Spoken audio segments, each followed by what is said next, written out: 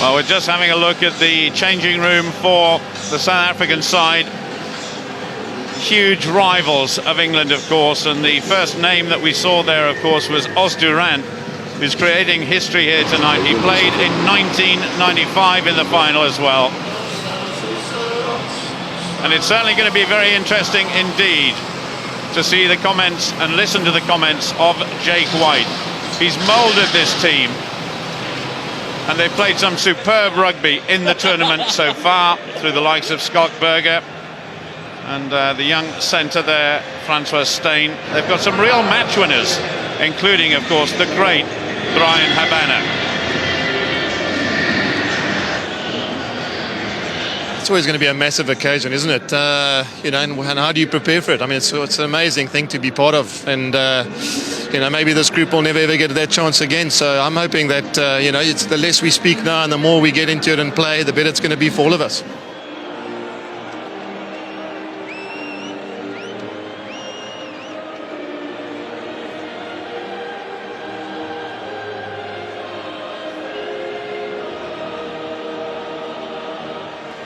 Well, both teams, of course, have won that trophy in the past. England, as we have a look at their preparation for this evening.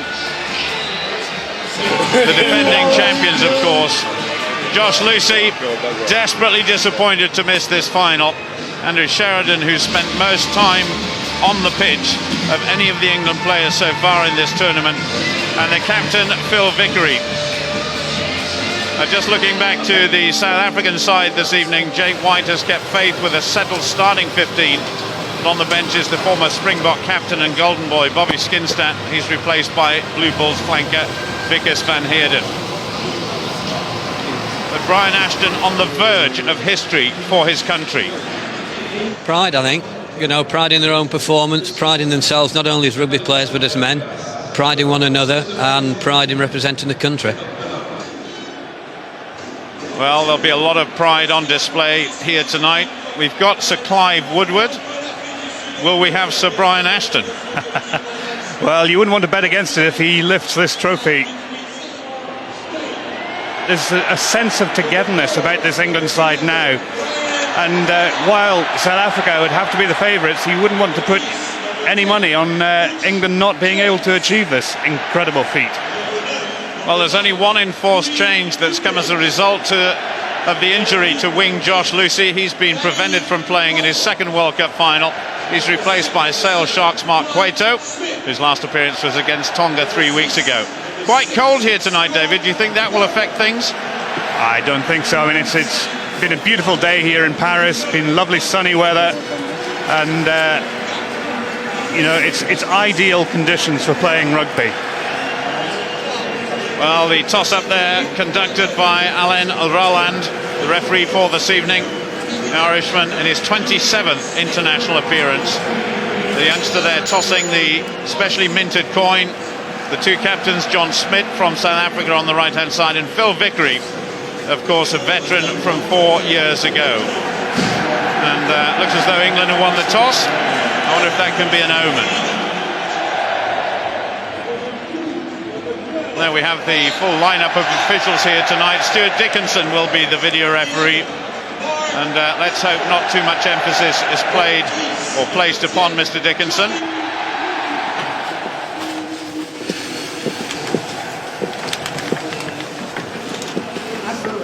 There's Brian Habana, number 11, record equalling try scorer, along with John Olomu. 8 tries in the tournament so far, and promises so much.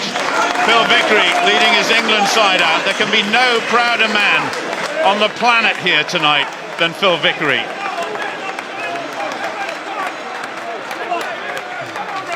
I just wonder whether there's a degree of complacency amongst the South Africans. It was such a comprehensive victory last time around. Well, that is John Smith. We just had a sight off there. There'll be a lot of psyching up that's gone on in the changing rooms. Os du Randt, he's got to make this one count as du Randt. World Cup winner already, of course. Unlike his captain, Mike Catt, He actually was the last man to touch the ball in the final 4 years ago when he made a huge clearance almost out of the ground. Looks as though there's already a touch of blood on Phil Vittery's head.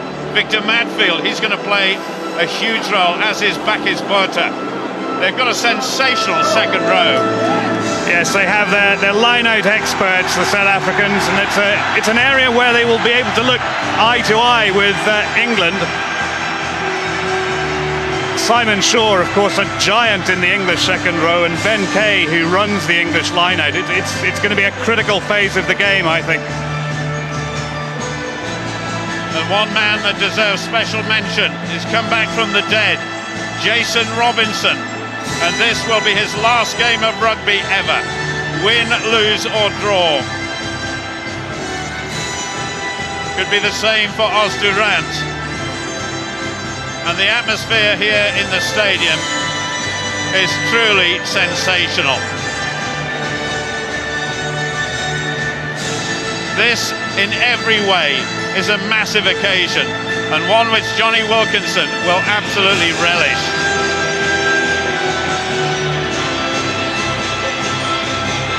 And amongst the crowd somewhere, well, we've got President Sarkozy, the French Premier, Thabo Mbeki, the South African President, and we understand that Nelson Mandela sent a video-recorded message of good wishes to his team.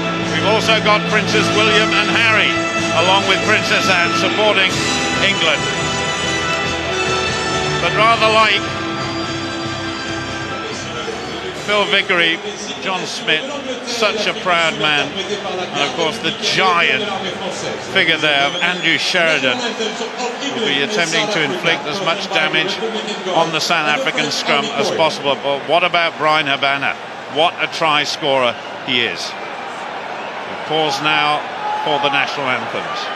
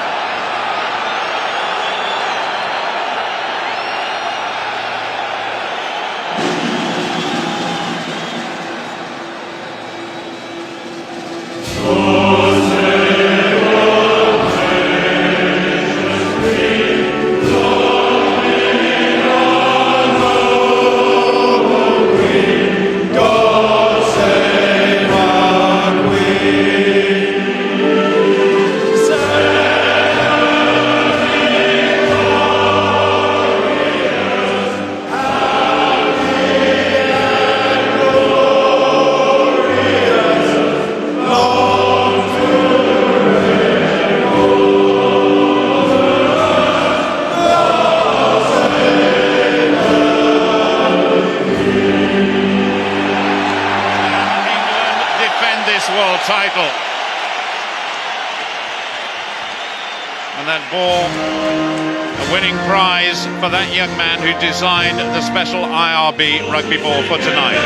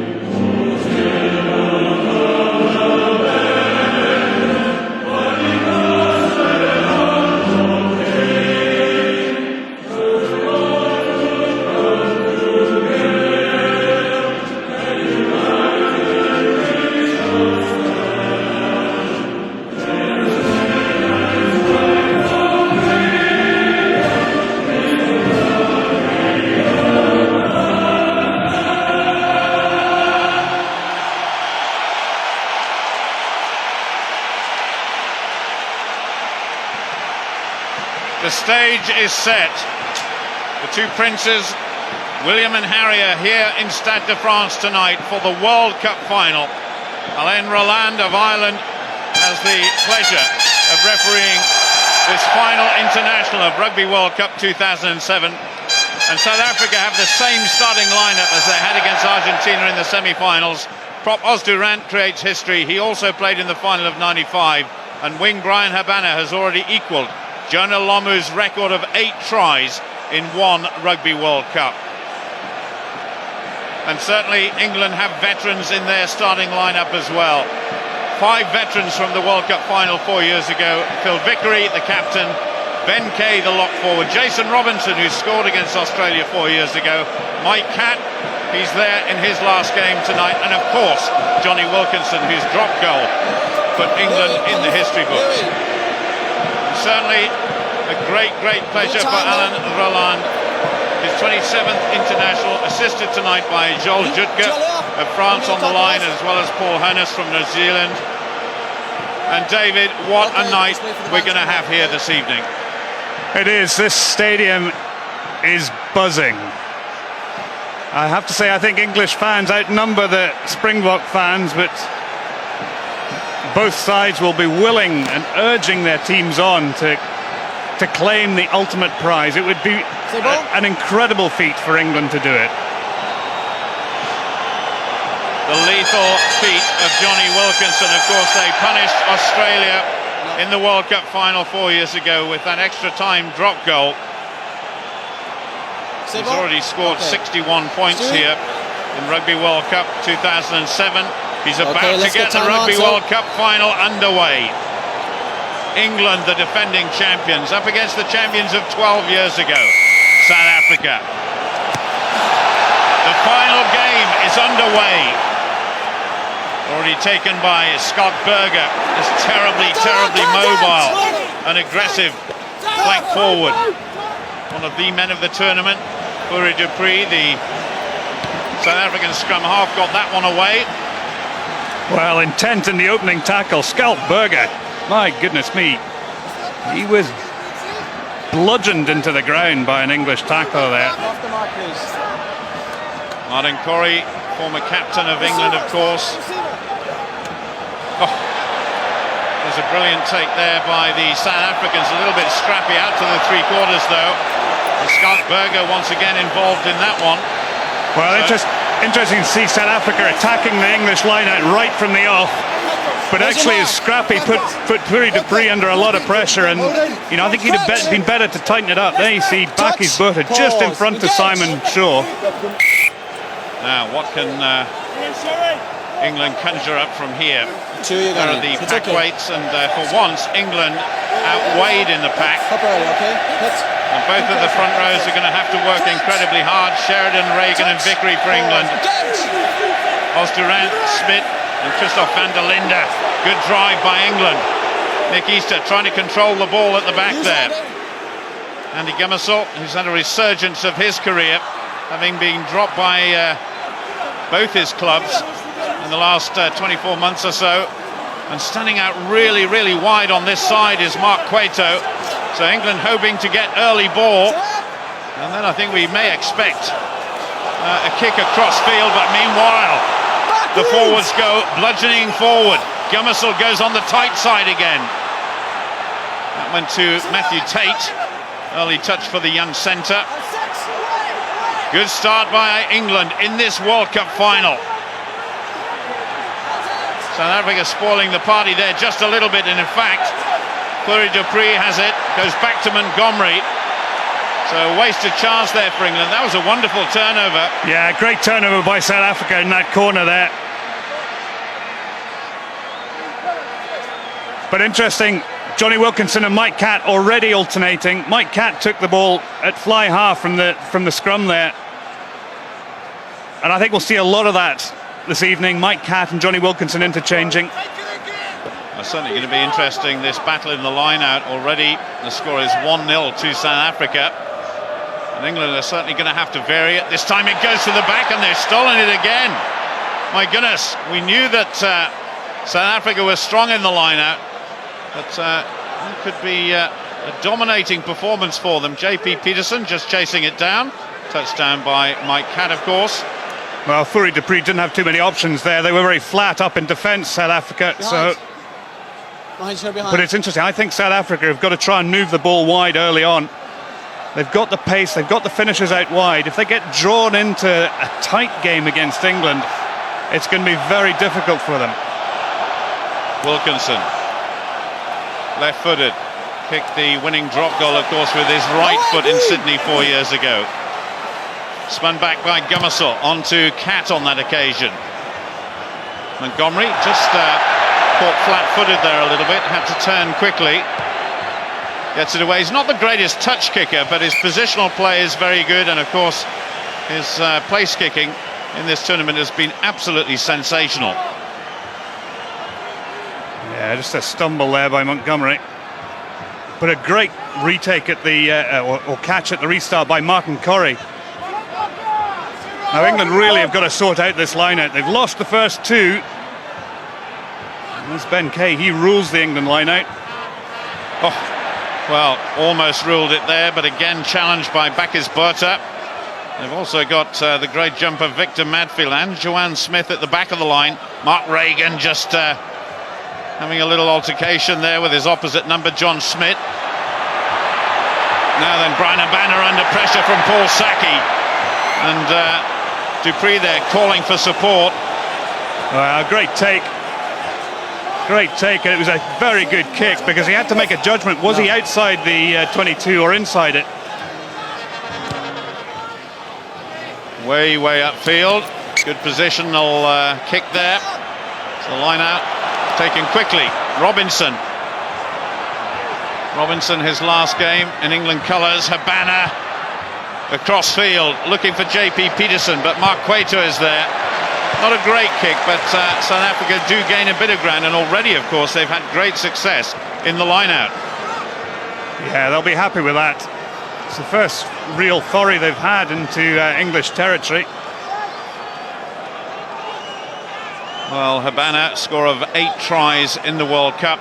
If he gets another one here, he'll have the all-time record. He's joint with John Alomu of New Zealand, of course. Now, what can Mark Reagan or Simon Shaw conjure up here? Shaw goes up. That was better by England after a slow start. Now, this is a favourite ploy of the English. They're going to try and wear down these South African forwards. Good drive by South Africa in defence, though. Yeah, well defended. England tried to spin it round at first, but Matthew Tate with a bit of space, and immediately just loses his footing. A penalty to South Africa. Matthew Tate hanging onto the ball. That is not a good start for the youngster, and a real chance now for South Africa to put points on the board. Well, I don't know why he didn't drill it diagonally into touch. He was well inside his 22. But he's a confidence player. Just a bit more, Matt Tate. Holding. No, he wasn't interfering. And that won't do his confidence any good. I know He had plenty of time as well. Can you make sure I will get that out of Closed down very quickly there by Francois Steyn, who's actually the youngest man on the pitch. Matthew Tate, the second youngest. Make a conscious effort for your fellas at the breakdown. Steyn just 20 years old. But Percy Montgomery, 93 points at the top of the leaderboard in terms of his overall points, makes very sure that South Africa go into the lead as we approach 7 minutes of the World Cup final. Well, not the start that England wanted. Interesting, there's been a couple of slips. Matt Tate there, Percy Montgomery earlier on. I wonder how slippery the surface is. Well, maybe we can go downstairs to our pitchside reporter, Robbie Knott, as Johnny Wilkinson restarts. Did you get a chance, Robbie, to see what sort of state the pitch was in before the off? Paul, I had a little walk out there. It's slightly damp, so that's the reason why Montgomery went down, and Tate. Thank you very much. We'll hear a lot more from Robbie later on in the programme. We're inside South Africa's 22 at the moment. Again, Paul Saki was very quick out the starting blocks there. And Montgomery gets that one halfway between the 22 and the 10-metre line. And certainly Montgomery is going to play a major role in this game for South Africa, that's for sure. Well, he's hugely experienced, but for me, he's played his best rugby of his career this World Cup. He's been very, very good. His place kicking has been exemplary. Very confident under the high ball as well. Tested to the full in the semi-final by Argentina. That was another scrappy line out there for England, but luckily Mark Regan was on hand to come round and clear up that ball. Wilkinson, very, very high for Matthew Tate and Lewis Moody to chase. And South Africa just managed to clear that ball. For Dupree. He got the Man of the Match award against England the last time they played. Mike Catt now. Played in 4 World Cups altogether. Oh, my goodness. Challenged against Victor Madfield there, but made the mark. I'll talk to him. Play. He's Not a onside, good kick, he's onside, almost he's charged onside, down, stop. and Cat and Durant facing up to each other, and that was a bit messy. Mark Cueto, first touch of the ball, and the coaching team, Jake White there. Eddie Jones alongside him. He's been in a World Cup final 4 years ago on the losing side, coach of Australia. But I think Mike Catt may have thought that Durant was offside, but it was partially charged down. That immediately plays him onside. Just had a glimpse there of JP Peterson, another flying winger. South Africa have got 4 players in their team tonight who scored 4 or more tries in the World Cup so far. Rousseau picks up at the base for a Dupree. Oh, almost went over the top, but Gummesel was round on him like a flash, and that was a good tackle by Nick Easter. Gummesel did really well. He held on to Danny Rousseau at the base of that scrum and tried to charge down. Dupree was very nearly away there, but Nick Easter, alert to the threat, did well to get round. Ben Kay supporting him. I'm not sure South Africa have had a throw in at the line out yet. This is another one for Mark Regan. And each time South Africa are challenging. It's very untidy at the line out as far as England are concerned at the moment. Gummesel pops on over the top, and that was of course the sort of kick that led to Josh Lucy's try in the semi-final, picked up by Simon Shaw. Mike Catt was in attendance. And Scott Berger there trying to make life difficult for England. That's a good whip pass to Matthew Tate. This is better from Tate to Robinson. Paul Saki comes inside. And Paul Saki absolutely dumped on the floor there by Brian Habana. Penalty to England. Well, that all came from a great piece of chasing after Johnny Wilkinson's high ball. JP Peterson looking just a little bit uncertain underneath it. Decision? Have a shot. Have a shot, please. Well, Wilkinson There's your mark. loves these occasions. Paul Saki there, though, tackled by Brian Habana, who just upended him and threw him to the floor. And important for a winger, I suppose, to get in that sort of tackle early to show who's boss. Well, yes, unfortunately Saki didn't have much room to work. I think if Matthew Tate had moved that ball fractionally earlier, he might have had a little bit more opportunity to take on Habana, but Habana is such a quick player. Well, swing low, sweet chariots being sung around the stadium here in Saint-Denis, northern Paris, as Johnny Wilkinson gets his first attempt at putting England on the scoreboard. Wilkinson, perfect. That was a brilliant kick by Johnny Wilkinson. Well, if you wanted one banker in your team, it would be him, wouldn't it? In a big game like this, he comes up with the goods. England 3, South Africa 3. Just over 12 minutes gone of this World Cup final. 2 former champions, indeed the defending champions, England there, drawing level with South Africa. Butch James, Natal Sharks outside half restarts for the men in green and gold, taken by Saki but hit hard by Habana for the second time in a couple of minutes. And Saki did well to hang on to that, just lays it back nicely. Mike Catt is there, puts it over the top. Forwards are going to try and rush this one, and in numbers there, but the ball goes bouncing away.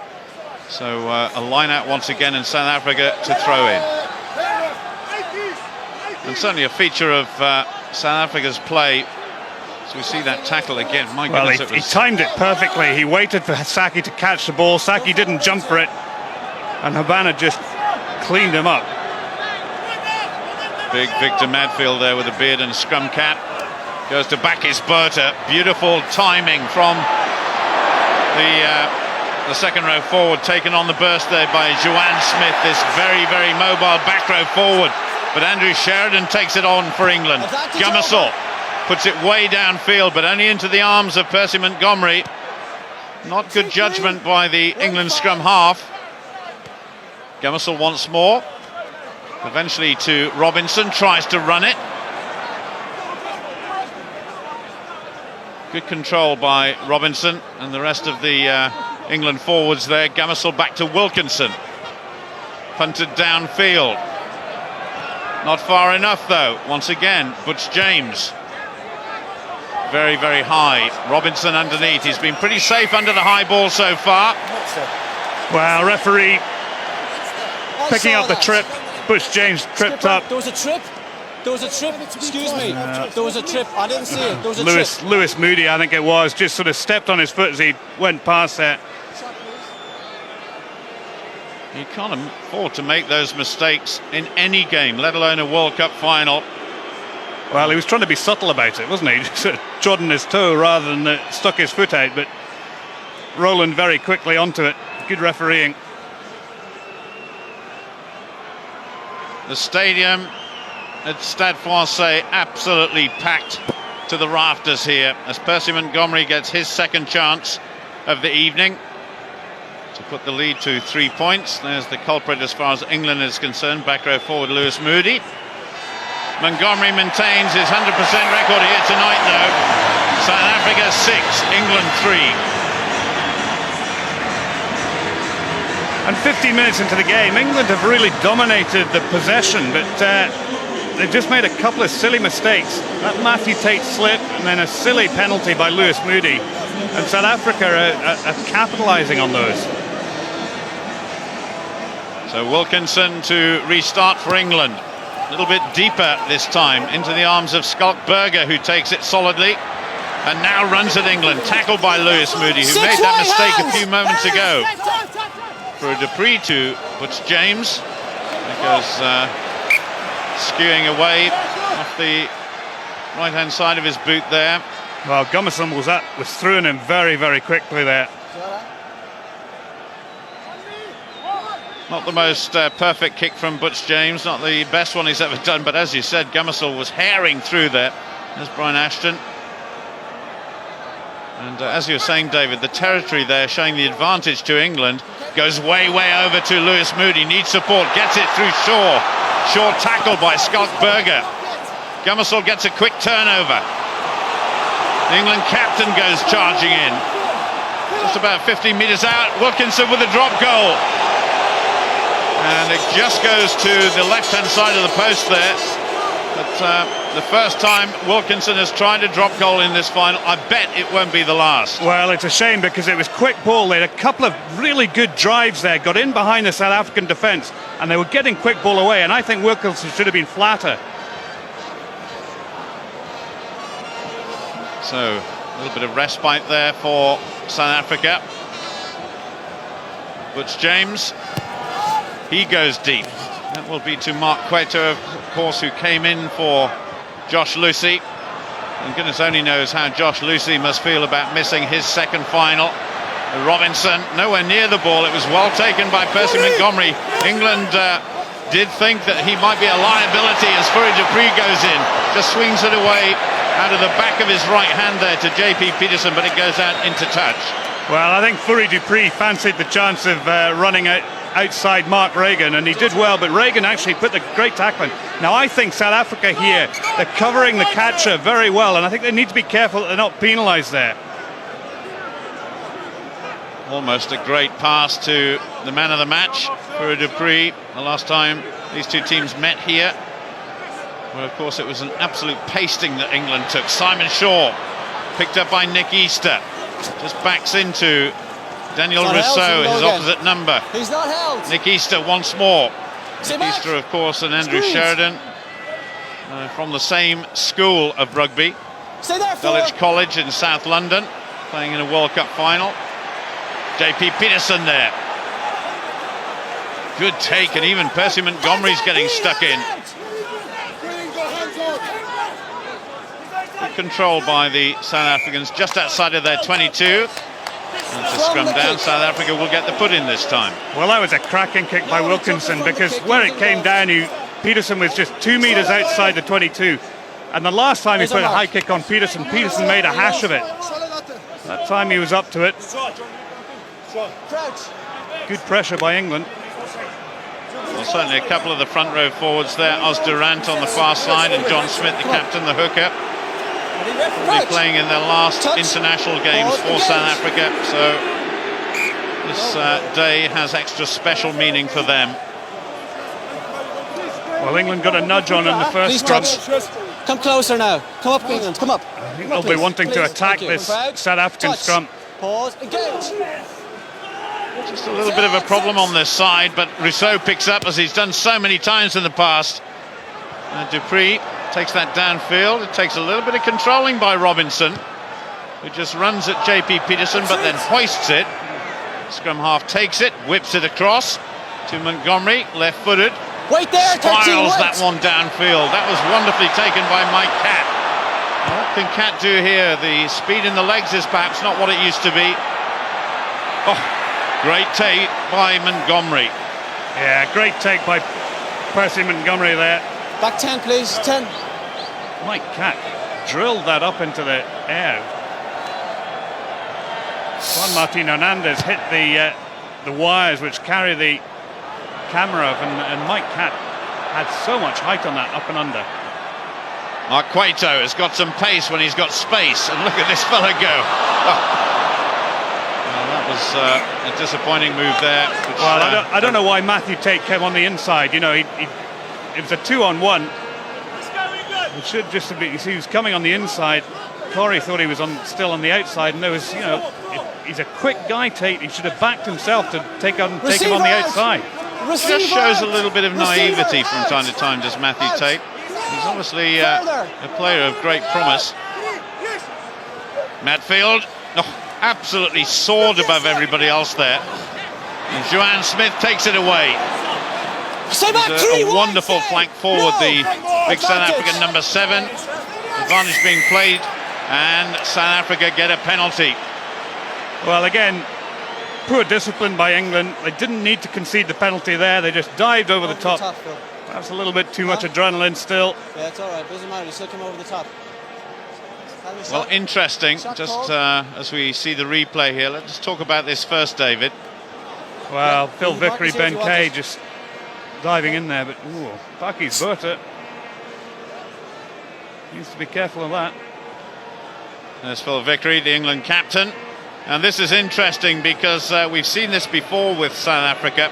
Percy Montgomery, the regular kicker, but young Francois Steyn, just 20 years old, comes from Natal Sharks. He's got an enormous kick on him. It depends whether he can get the accuracy as well. But this would put South Africa another 3 points in the lead. It certainly got the distance.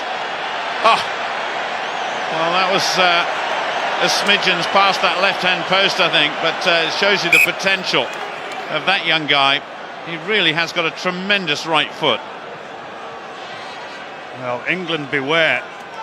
They can't afford to give away penalties anywhere in their own half with Francois Steyn and a boot like that, that's for sure. Well, in the quarter-final, down in Marseille, he attempted a kick from his own 10-metre line, and it only just went wide. Now then, Gamasol takes that one downfield, but once again, Percy Montgomery hasn't missed a trick. Little kick over the top there by the outside half. Oh my goodness, Butch James almost retrieved it. Well, he did retrieve it, but just lost his footing. And a very good attacking position here for South Africa. Good tackling coming in from the England defence. Good turnover though, and Jacques Fourie just tidying things up, but eventually it has to be cleared up by Joanne Smith. A little bit untidy from South Africa. Good defence by England. Anyway, South Africa are going at the moment is backwards. There's a big tackle coming in by Johnny Wilkinson, and that was very well played indeed by the world champions. Great defence by England. They really harried, but South Africa had a golden opportunity there. It was just the problem that as soon as it went out to CJ van der Linde, the attacking opportunity came to a halt because he just wanted to run through them. But a brilliant little kick there by Butch James into no man's land. Too deep for Robinson, too short for Robinson to come up to, and too deep for the English defence to cover. JP Peterson scored 4 tries in the tournament, got one against Samoa, a couple of tries in fact against England, and another try against Fiji in the pool stages. Well, the England line out under so much pressure, but that was a good take there by Simon Shaw. Mark Regan immediately running around the side and trying to get some sort of control in these rolling balls. It goes to ground now. They'll have to release it. Gamasol just looking to see where Wilkinson is, or Cat. It's Cat who's standing in the outside half position. Well, England had quite an interesting alignment. Mike Catt was standing at 10. Johnny Wilkinson was standing fractionally behind him, and a couple of yards behind him was Mark Cueto there. There was the take by Simon Shaw, one-handed. Mark Regan going in. We just had a quick glimpse there as well of Bernard Laporte and Joe Mazzo. They must be smarting after yesterday evening's mauling by the beef of Argentina. For the second time this World Cup. Yeah, but it was even worse the second time, wasn't it? Well, the third, fourth playoffs, I think, are dreadful games. I played in one in 1991, and you know, very hard to get yourself up for it because you know you're in the semi-final, you want to progress to the final, and you know, playing that a meaningless game the eve of the final, just I think they should scrap it, to be honest.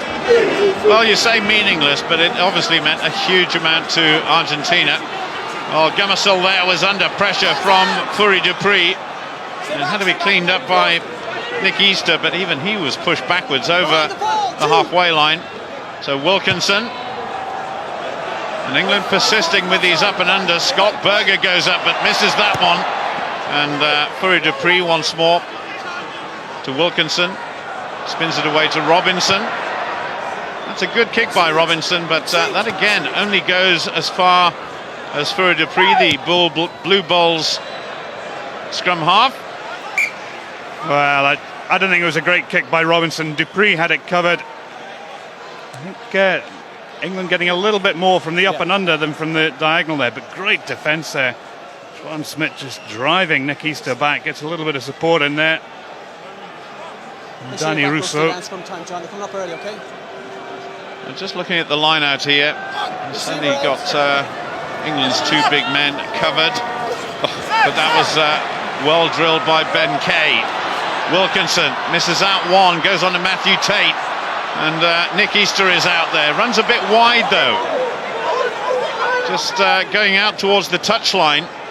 No real penetration. Mike Catt looking for support. This is better from England now. Oh, that was a great tackle. Otherwise, Robinson had support there. No. Okay. Still halfway between South Africa's 22 and the 10-metre line, but they've turned it over. Montgomery.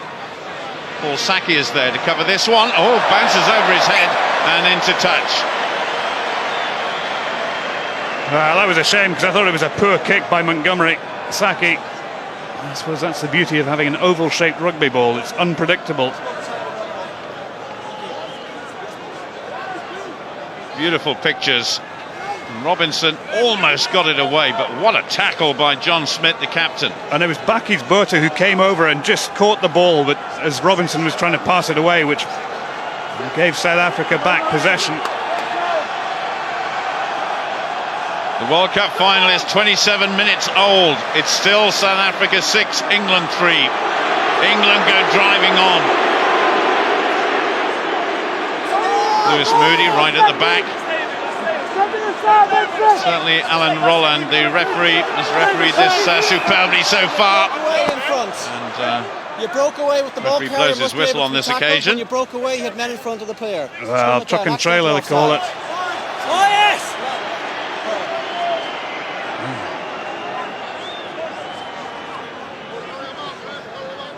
He's saying he broke away there. He's still binding on to... Well, I think that's a harsh decision because he was bound on right the way up until he broke away there.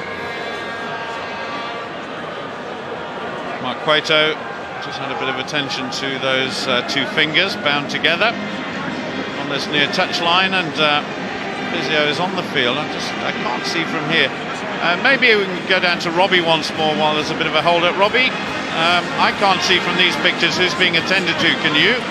Well, it's Paul Cueto, but they're on the far side, of course. I saw that, Mark Cueto was just getting a bit of treatment to his fingers, a bit of strapping there, but on the other side, I can't see anything, Paul.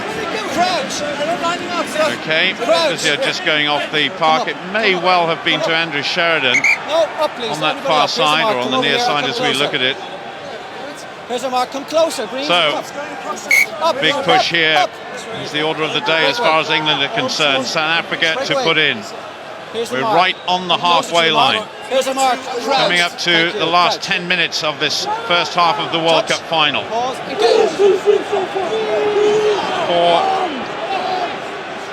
Two packs, should I say, of absolutely huge men. Good little run there by Francois Steyn onto Jacques Ferry. Jacques Ferry was well tackled, and there goes Francois Steyn again. Takes it on a couple of metres, stolen by England. Gummissel whips it away to Mike Catt. Catt kicks through. Paul Saki chases it. That was a very good kick indeed by a very intelligent footballer. Well, that was great play by England. Mike Catt was screaming for it in the midfield as soon as he saw the turnover, and he knew that all the South African defenders were up. There was no one home out back. Great piece of ripping there by Matthew Tate, I think it was. But look at that long pass to Catt. He had plenty of options to pass to Gummissel, but he picked out Mike Catt, and Mike Catt threaded it into the corner. Mike Catt, the oldest man ever to play in a World Cup final at 36. And the England centre has played against South Africa 8 times in all. Mixed feelings in a way for the man who was, of course, born in Port Elizabeth. It's sent downfield. Saki almost backing into Jason Robinson. Almost lethargically as well. Gets it away to Mark Cueto, who's often played in the fullback position, and puts Daniel Russo under pressure. Advantage Green, knock on. England almost retained possession, but the referee is playing advantage. Steyn. Advantage over. That's a big kick. Down to the man I've just been talking about, Mike Catt. Screws that one away, just over the halfway line. Well, I think it was a wasted kick by Francois Steyn. He just drilled it as far as he could, and well, this was very nearly disaster there. You need to sort out who's calling for the ball there. Paul Saki just looked back at it and said, "You reckon it was his ball?" So John Smith throws in. The captain playing in his second World Cup competition. 73 times he's played for his country.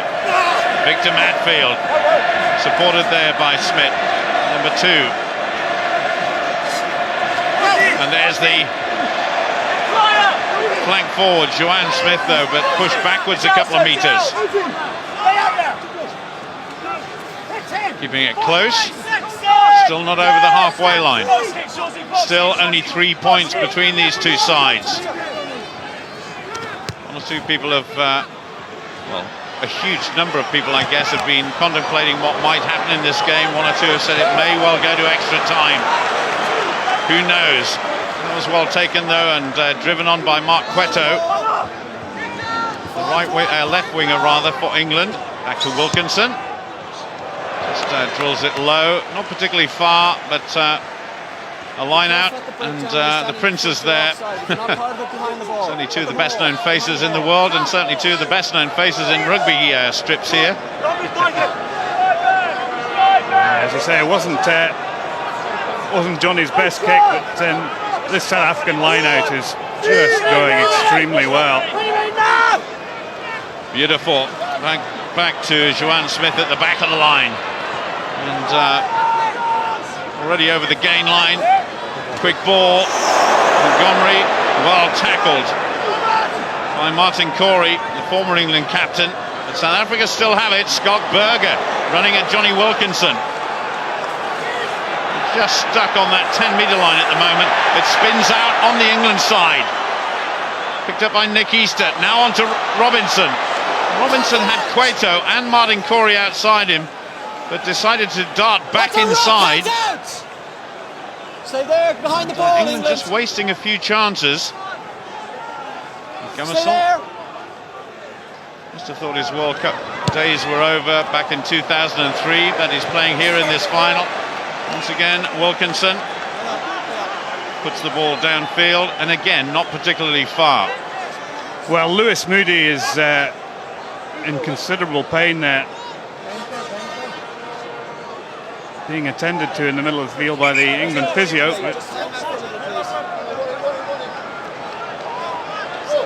Lewis Moody back on his feet, a man who consistently puts his body on the line for his national team, doesn't he?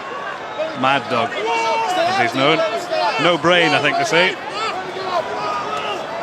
Victor Manfield there just controlling things. It was back as Berta. There goes Steyn. Supporting him is Faree, but what a brilliant tackle there by Matthew Tate. Just roll away. That was superb by the England centre, just trying to wriggle out there at the back. But South Africa still have it. John Smith, the captain, goes charging forward. Stay away. Supported by Daniel Rousseau. Looking for Brian Habana, who almost took it one-handed. And stolen by England. So South Africa have it. JP Peterson now chips one over the top, only into the arms of Mark Cueto. Bad decision, should have gone wide that time. So Gamasol spins it off his left hand once again to Wilkinson, who has to go right-footed. He's under pressure there from Brian Habana. Well taken by Butch James, and back inside to Montgomery. Very high kick from the South African fullback. Martin Corey is there, runs at the opposition. Good play from the flank forward. Ben Kay almost mishandled. He took it on himself. They go right. Big kick downfield. That is too far. And should easily be taken on the outside half, despite the attentions of Paul Saki. Well, good return by Butch James. It's fully 40 metres at least. But this is a great tackle by Matt Tate. I think Francois Steyn should have looked to offload a little bit earlier there. He was looking to take on the youngster. I was reading a report the other day that said Matthew Tate was actually the strongest man in the Newcastle Falcons weights room. And judging from that tackle, as we see President Thabo Mbeki there, hoping his side is going to win. Now then, young Steyn running at England, goes back inside. Johnny Wilkinson, a great run from the South African centre. Butch James looking for support. JP Peterson is there. We're inside England's 22. Now if they spin it across now, they've got a real chance. Os du Randt, whose international career spans well over 10 years. Scott Berger is there. They've got a real chance here. Less than 5 minutes to go in this first half. They've still got a chance. They've got a man over. And they've just brought down in front of the line. John Smith, the captain it was, who almost scored there. Fur Dupree just waiting. And Gamasol acting as a prop forward there. They're going to keep it tight. And the scrum half is now buried underneath. I think it was knocked forward there by one of the South Africans.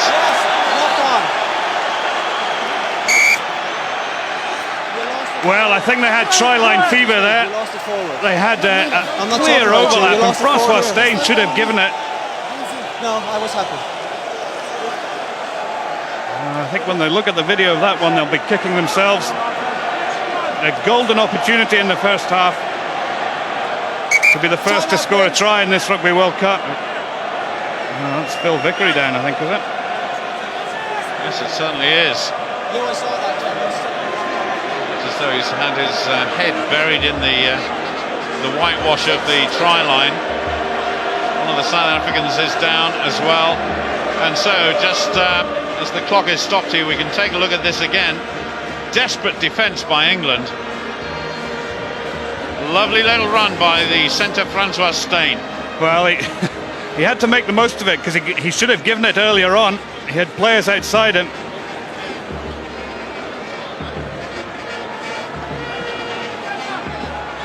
Good defence there. I think it was a head knock. Vickery and Dupree clashing heads. Well, Phil Vickery, it would take only a ram-raiding 10-ton truck to put him off the park here this evening. Playing in his second World Cup final, of course, the England captain. But if South Africa could score from here, almost on the stroke of half-time, it would be a massive boost to them. Percy Montgomery doesn't look in too much pain, but he's having that left knee, or the right knee rather, heavily strapped. Well, I don't think they'll want to see... South Africa will want to see the back of Montgomery. He's such a crucial player in their side. Well, it's not the foot he kicks with, of course. Jake White there, just getting ready for the half-time break. And difficult to read what either coach would say to their side at this stage in the game. Well, it's interesting. I thought South Africa would come out and play the wide game, because I think they've got the finishers out wide, which could really cause England some trouble. But they seem to have been drawn into this kicking game, this slightly attritional game, and wanting to take them on and impose themselves physically. They were ready. CJ van der Linde needs to watch it here. He's folding in his shoulder with Sheridan. I think Sheridan's got the edge on him. Crouch. Well, that would be good news for England and bad news for South Africa. Andrew Sheridan really needs to produce a big game here for England in this World Cup final. South African line there standing very flat. Of course, it's England's put in. So crucial scrum for the English. You just be quiet and let me organise. I see from the top view, great camera angle. You see CJ van der Linde really angling in. Touch, pause, engage. Be a little bit careful. England going down but still in control, so we have to do it all again, says Mr. Rowland. Well, to my mind, that was a straight question of van der Linde dropping that one as soon as the ball came in. But there are times when you play in the front row, you don't know who the hell's collapsed it. Crouch. The trouble is, of and all course, good front row forwards have got such angelic faces. They try and con the referee. What me ref. Yeah, the problem was though, Mr. Rowland was on the opposite side there, and South Africa have rolled that round, and they get the put in what could be the last scrummage of this first half. Francois Steyn there just applauding his forwards. That was a good effort. Interesting. John Smith was right up in the middle of that front row there. Touch. So a big scrummage now for Fur Dupree and his 8 forwards. He's going to be harried and hustled by Gummersall, picked up by Rousseau. Rousseau almost to the line, my goodness. Dupree just watching and waiting. Could be just a pick and drive here by South Africa. They're absolutely inches short of the England line. 38 and a half minutes gone. Still no try in this game. Can South Africa get 5 points on the board? Just watching to the far side there. One of the big men driving on. Good tackling by England. Martin Corey trying to get his foot to the ball. Great English defence here. South Africa still driving on. A penalty to South Africa. Alan Roland saying there was a hand in there. And on the 5, please.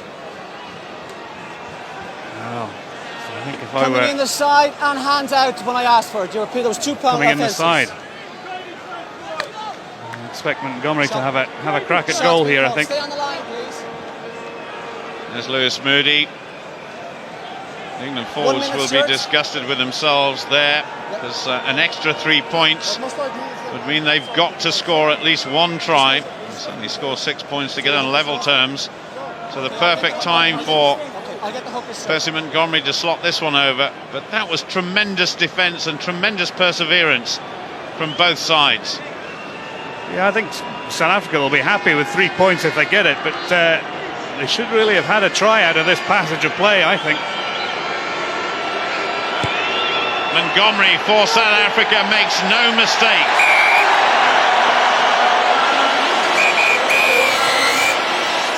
That is the end of the first half. It's been absolutely fascinating. We've only had penalties, but we have South Africa in the lead by 9 points to 3 against the defending world champions, England.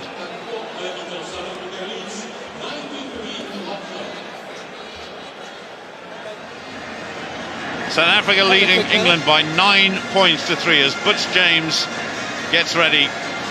This will decide the destination of this 6th World Cup.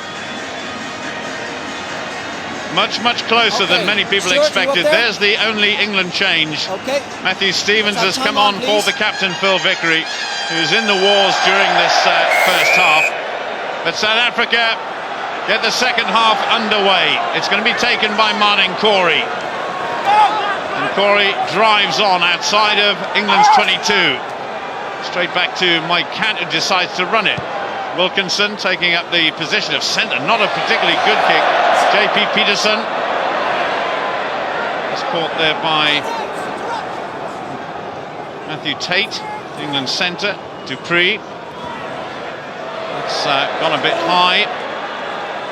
And not terribly deep as far as England were concerned. Ben Kay takes it on, loops it around. Big pass there to Martin Corey.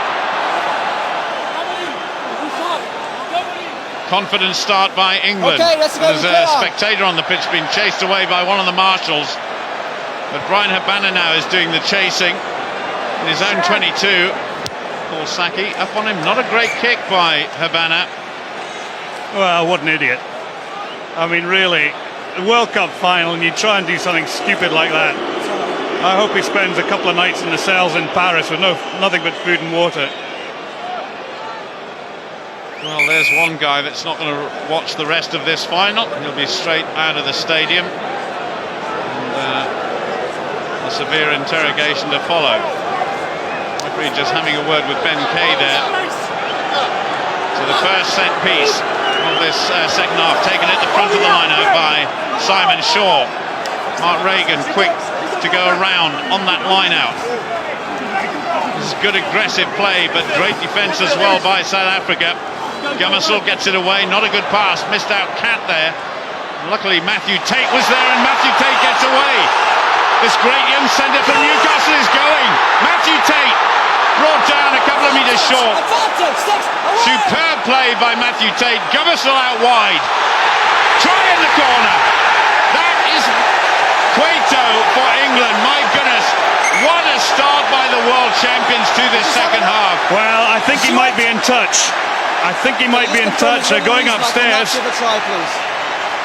I have to say, initially I thought it was a try, but a brilliant break by Matthew Tate.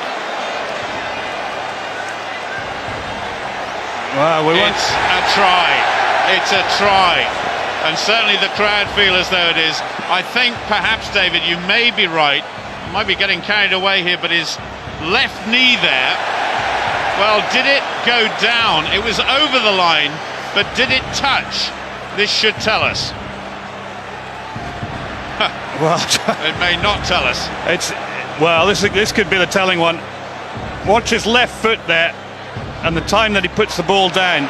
Oh, I think his boot was up and over the touchline. So in that case, it should be a try. Well, what a decision the TV match official Stuart Dickinson from Australia has to make. I don't think it's that picture he needs to look at. I think it's the end-on picture. If Mark Cueto has scored this, nobody will be more pleased than Josh Lucy. His left foot just comes up as he grounds the ball. I'll sort that one out. Well, Stuart Dickinson earning his money tonight, that's for sure. Well, England would still be 1 point behind South Africa, but this first try of the game has really set this stadium alight. That was a wonderful bit of play by England. Well, from that angle, it's definitely a try. It's a question of whether his left foot hits hits John. the try line or not. The decision has to come. I'm going back David. for penalty here. Now, number 6 is very naughty coming in the side like that, okay? You will not do that again. Well, John Smith there being told off. The two princes praying that 5 points will go on the board for England in defence of their title. And Mr. Dickinson upstairs, the TV match official, well, he can watch this all he likes, but the important thing is he has to make a decision. Well, this is the angle, I think, which is telling. Now, the left foot, it's on the ground, but it comes up just now as he grounds the ball. Well, there are about 50,000 Englishmen in this stadium who will Yes. tell the referee precisely what the decision should be. Ball was in touch. Ball was in touch. Okay. The ball was in No touch, try. no Yeah. try. Oh my goodness. Well, everybody will be debating that decision, not just for days to come, but for months to come. Excuse me. Mike Cat just having a word with Mr. Rowland. Penalty here. It's a penalty, but it's not the 5 points that England wanted and England needed. Shall it go? well, a rueful 6. smile on the face of Mike Cat there, but oh my goodness, that would have turned this game around and up on its head. Sure. There was a potential 7 points on offer there for England to put the defending champions in the lead. And I have to say, possibly South Africa lucky that they haven't got a man in the sin bin either. They were under so much pressure there, and they're coming back for the Johnny Wilkinson penalty, but they could have easily been reduced to 14 men as well. Well, Montgomery's got a 100% record so far. Wilkinson, just scrapes off the post, but at least it is some points for England, and they get within 3 of South Africa after 43 minutes. Thanks, Stuart. Good call. Well, Francois Steyn missed the tackle on Matthew Tate, and he just was electric there. Lovely little shimmy in and out. Brilliant run by Tate, who's so close to scoring himself. It was about the first time in this World Cup we've really seen Matthew Tate come to life. Huge amount of support in the Stade de France for England, Behind the ball. and a huge number of Englishmen at home and abroad will be thinking that should have been a try, but that is history now. Well, a superb kick by Mike Cat, fully 50 metres there. Is Mike Cat limping? He's just sort of hopping a little bit, isn't he?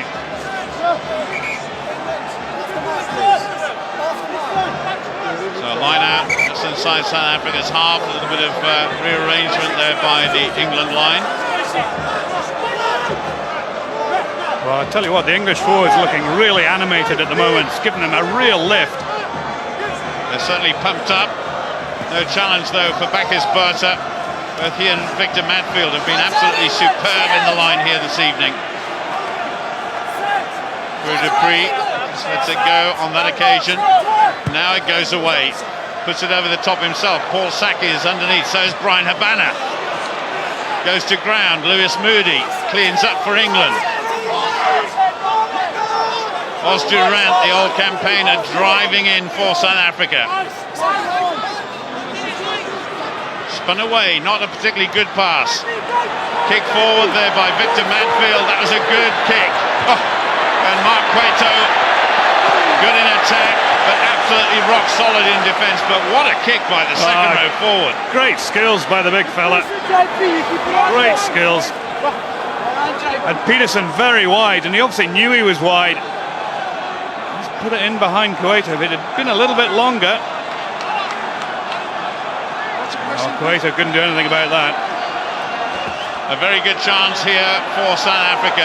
Some attention on this side to Jason Robinson. Of course, after that try against the United States, he was then injured against South Africa in the previous encounter in the pool stages. Scott Berger, backhanded. Have to go back.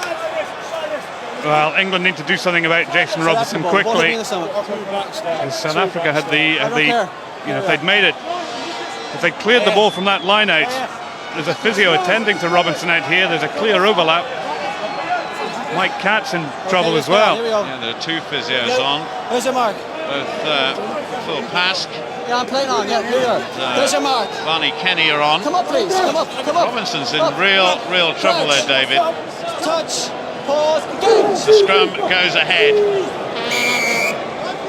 A little bit too much of a drive on there by Excuse me. South Africa. Don't push through. Take the pressure if it comes on. So Okay. Alan Rowland There's the there just mark. having a word with the English front row. Well, I think he's got to pay attention. I think they're trying to get Okay, Robinson time off. out. Well, Okay. he's seen that Robinson's in trouble. He needs to be substituted. Okay. Let's get him off now.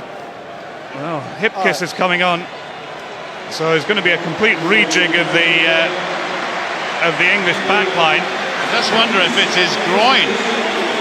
And if Hipkiss is on, I suspect that Matthew Tate will go to fullback. Well, I think he has, yes, which is interesting. So great moment for Daniel Hipkiss. That's a move! Move! No, That's the it's not Tigers offside. centre. Obviously playing in his first World Cup final. That was a good drive by England there, but a sad sight to see Jason Robinson leave this World Cup final stage. There's your Well, mark. I tell you what, these English forwards are really fired up There's the now. mark. Whoops and cheers as they got that turnover, got the put into the scrum. Touch. Pause. Engage. This game is so close. 47 minutes gone, 9 points to 6. South Africa are leading. Hold it. Time out, please. Just time out. Just stopping the clock for a moment. Foot rows. Just going to have a word with both front rows. You take the pressure when the hit comes on. No pushing through until the ball comes in. Speaks to Mark Reagan first, then to John Smith. I want your head, shoulder and shoulders above your hips, please. Okay? Here's our mark. Crouch. You can tell by the body language the England forwards are really fired up, aren't they? Oh, they are indeed. There'll be plenty of chat going on the front row between Reagan and Smith. Well, England have just got to be careful here. They don't get penalised, and that is a very sad sight Take more indeed. pressure than that, please. It can get better than that. Here's your mark. Tell you what, Come if he comes closer, off crouch. and wins another World Cup medal, he'll be smiling in a Touch. few minutes' time. Pause. Engage. In the smile. Stay on 6. Gummersall at the back, and good shielding there by Nick Easter. It's Wilkinson to touch, so the danger for the time being has been alleviated. Left-footed player, of course, but we know how lethal his right foot can be as well. Right on the 10-metre line.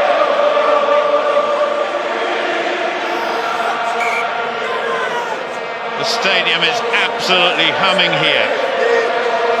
And at the moment, it's not for South Africa, it's for England. Great take.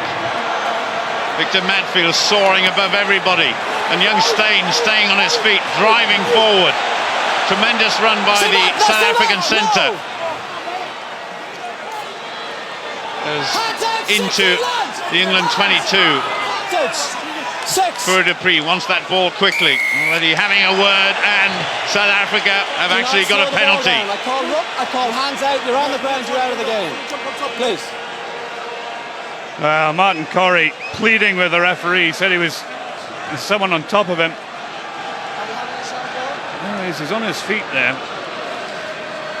Well, no, he's down on his knees, but I think he was protesting that Joanne Smith was on top of him and he couldn't get away from it.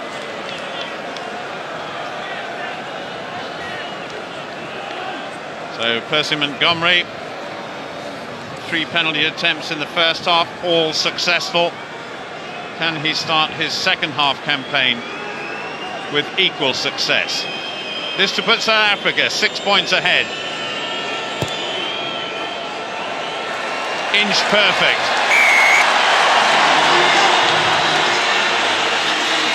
Well, it just keeps the scoreboard ticking over for South Africa. Well, that try decision, absolutely critical. Now I think that's Toby Flood on for Mike Catt. That's a big ask for the youngster coming into the World Cup final with 30 minutes to play.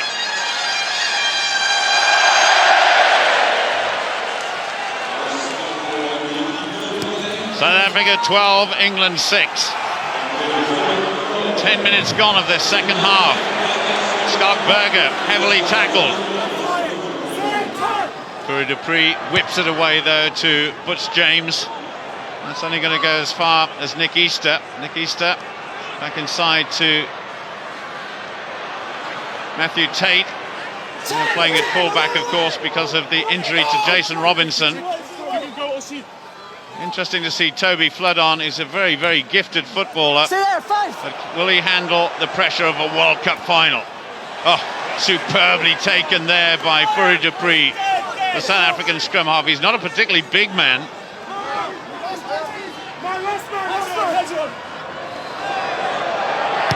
Montgomery had to take that high. Martin Corey spins that away. Once again it goes to Matthew Tate. Now then. Oh. Well, the referee said play on there. Well, I think it was a poor decision. Habana was clearly in front of Russo there. There's a lot of kicking going on just over the last 1 minute or so. Now will Tate play safe? Yes, he will.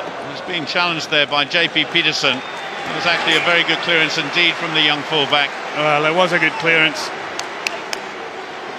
I'm not sure whether he was actually aware that JP Peterson was coming up as quickly as he was. Now, for me, that's clear crossing. It prevented the tackler going into him. Mr. Rowland doesn't agree, obviously. Get out, get out. Now can South Africa, the likes of Joanne Smith and Matfield here, dominate the line out in this second half? Schalk Berger is midfield, sends it away though. Good running by Butch James and the rest of the guys. JP Peterson, no. Absolutely buried into the touchline there. Huge cheer goes up around the stadium. Yeah, England trying to increase the pace of the game. I think that pass was forward as well, but well, 3 England defenders there. Well, the new boys, Hipkiss and Flood getting involved in that tackle. Brian Ashton, can his side come back in this World Cup final? That was poor downward throw there by Martin Corey. Well, I'm not sure that the runner was expecting that. Just little mistakes. Can't afford those little mistakes. Come up closer, please. Thank you. Crouch. Well, the last World Cup final was very, very close, very intense 4 years ago in Sydney, and this is exactly the same. Dupree, a little bit of space there for Butch James to run. Wilkinson, it's okay, ball was out. he was there. Dupree just gets away from Simon Shaw. Stay back. Joanne Smith in support. South Africa not standing particularly wide at the moment. 4. Just getting themselves reorganised, keeping it close. But a penalty to England. Number 3, offence, running in front. Yeah. Number 3, running in front. Okay. John Smith. Gave me no option.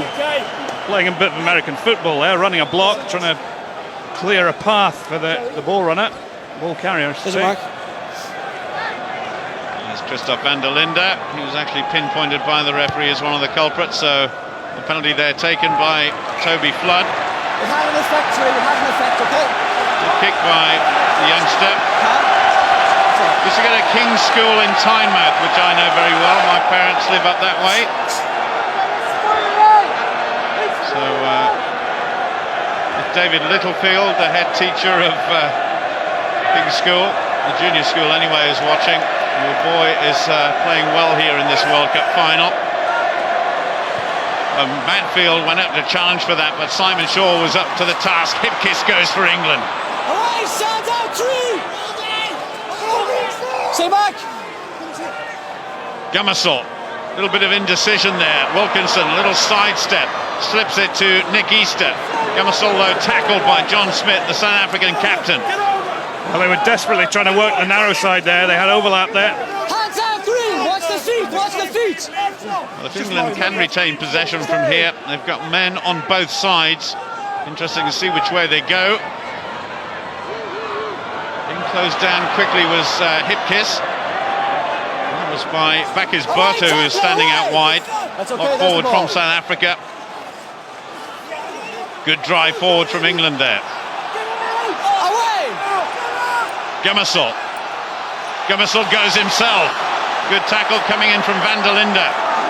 The prop forward. Keeping it on this tight side. Wilkinson to Saki, but Saki had nowhere to go there. Solid defence by South Africa. And a scrum down, England ball. I'm not disputing he was on his feet. He wasn't on the ground. We didn't have a ruck. Okay? A scrum. Yeah, I think they should have come the other way that time. He wasn't down. Here's our mark. But I tell you what, the English forwards have got the bit between their teeth. They're really taking it to South Africa. They're like men possessed. I don't know what they've been sniffing in the dressing room, but my goodness me, I could do with some of it.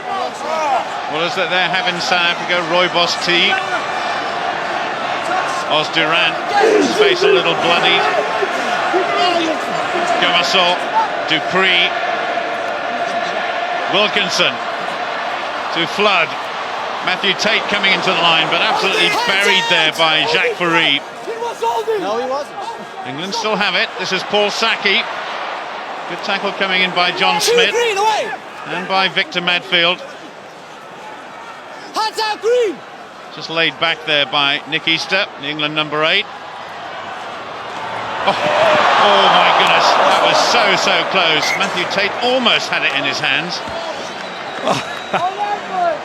Well, I wasn't sure whether I was on the edge of the seat because I thought it might have been an interception because I thought England might be under the post, but yeah. It's just a sign of Dan Hipkiss there. His father Chris was a schools international many years ago. I'm so proud. I bet he's in the stadium here tonight watching his son.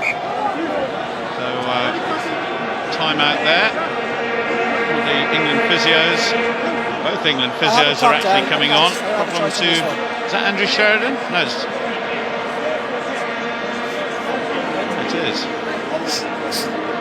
would take some player to knock him over.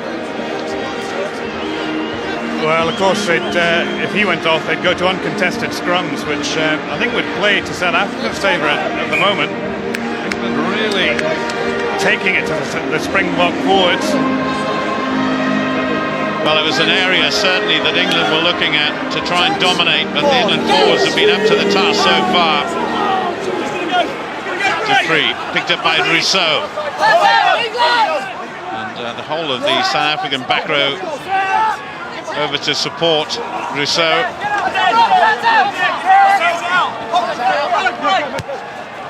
Scrum half puts one over the top. And Cueto almost took a quick one. You wonder, just little signs of cracks beginning to appear in the South African game. Fourie Dupree, who's a man of the match performance in the last time these two sides met in the pool match. Is that a Scotland shirt Prince William's got on? No. You haven't paid him to wear one, have you? I bet he'll be supporting England though. Well, here we go. England on the attack once more. Hipkiss trying to get through, but again tackled by Butch James and by Jacques Farid. But great support coming for England. Up towards South Africa's 22. Don't react! Get on with it! Gummersall saying to his forwards, come on, go. Hands out, Get stuck in. Matthew Stevens there, number 17, in support. Coming on the tight side again. Well, Matthew Tate has gone very wide. Out on the left-hand side. Well, certainly that tactic would be clear. Wilkinson would put in a right-footed kick over to the far side. Matthew Tate's just come in a little bit, but real problems there for Montgomery, who goes scurrying over the advertising boards there, and the referee, or the touch judge rather, just has a little word with Toby Flood, and as well Alex James. Well, I think Toby Flood knew exactly that he'd been a little bit over-anxious there. We'd like to see that from the end on in that camera. I'm not penalising him. End of story. I'm not penalising him. That would, you know, there's an English sports programme called A Question of Sport, and this would be the What Happened Next section, wouldn't it? Yeah. Oh, my goodness. Well, Toby Flood knew exactly what he was doing, didn't he? My goodness. Montgomery was still playing the ball there. So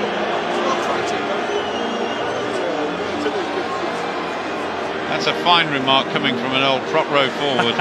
well, we never got our hands on a fullback, but I tell you what, if we did, we'd make the most of it. Well, the captain just having a word. And Butch James goes across, right-footed, pushes it way downfield. Taken by Flood. He's got a big boot on him himself. I was watching him warming up and he was launching some massive kicks. Montgomery's right underneath it though. In support is Rousseau. It was England coming up on the ball very quickly indeed. Good clearance. Way downfield. And Matthew Tate, who's played 3 different positions for England. Fullback, wing and of course centre. So he's well used to that sort of situation. Montgomery now, a little bit of table tennis between the two teams. Gummersall takes it. He's such a more confident player now than he has been over the last couple of years. But England will be penalised for crossing, and that is a harsh decision in view of what Brian Habana did. Yeah, the one thing you look for in referees is consistency, and I mean, I think the call was right, but notwithstanding that, well, actually maybe not. Or was he picking up on Ben Kay? Just blocking the tackle, but Ben Kay protesting his innocence. Well, you can tell what the crowd think of that. Young Francois Steyn yet to get on the scorecard here. He hit a penalty against England here a few weeks ago in the pool game. And this one again has tremendous length. But the question has to be asked, has young Steyn got the accuracy for the 3 points that South Africa want? It's high and it's long and it's straight. That is a big score for South Africa. They lead 15 points to 6. It is a big score. I felt that if England were in touch, sort of 6 points going into the final quarter of the match, they might just have enough to snuff out South Africa. But that 9-point cushion makes it a really big hill for the English side to climb. Well, just out of camera shot here, we're having a couple of substitutions. George Shooter is coming on for Mark Reagan. I think Joe Worsley's coming on as well, actually. Joe Worsley's been a real impact player, of course, when he's come on as a substitute. Made that defining tap tackle in the semi-final on Vincent Clerc. And Lewis Moody is the other player to have come off, of course. Martin Corrie goes crashing into Scott Berger, chasing that ball. And England on the attack, straight after the restart. Little slip there from Hipkiss, I think it was, maybe Cueto. But Gummersall to Wilkinson. Back to Matthew Tate, who's getting more and more involved from the fullback position. Corey, a quick one to Saki, who goes inside. Around a couple of plays, but a good tackle there by Jacques Ferry. Been quite high around Paul Saki. Paul Saki back on his feet. Wilkinson once more misses that Shaw. Onto Hipkiss. Hipkiss in support on the far side. Martin Corrie is there, Matt Stevens is there. And about the 4th passage of play there, Shooter just getting in a bit of a tangle as he was tackled by Victor Madfield. But England still in possession, just. Scott Berger trying to get his hands on the ball, but the referee was saying hands off. Stay back, 4! George Shooter lays it back to Gummersall. Wilkinson, a little jinking run of his, which sometimes can be all too predictable. Gummersall looks again, they keep it close. This is good concerted effort, David, by England. Yeah, it is. They're persistent, they're retaining ball well. Great tackle, my goodness. Butch James and CJ van der Linde. Butch James needs to get out of there.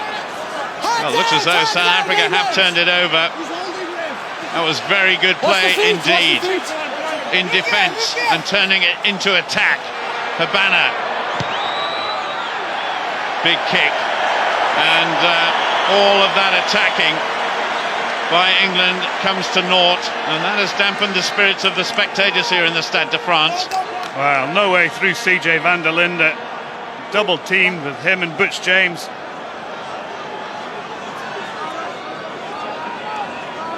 Daniel Hipkiss not really taking that ball at pace, so he was really punished there with that double team. Well, Butch James, I think, he went right over, and that contributed to the South African turnover. Paul, I can tell you that Lawrence Dallaglio is just about to come on any minute now. Thanks very much, Robbie. There's certainly a lot of activity down on the England bench there, and I think if Dallaglio does come on, you're going to hear a massive cheer from the England crowd here. There he is, World Cup winner already. Another former England captain takes this World Cup final stage.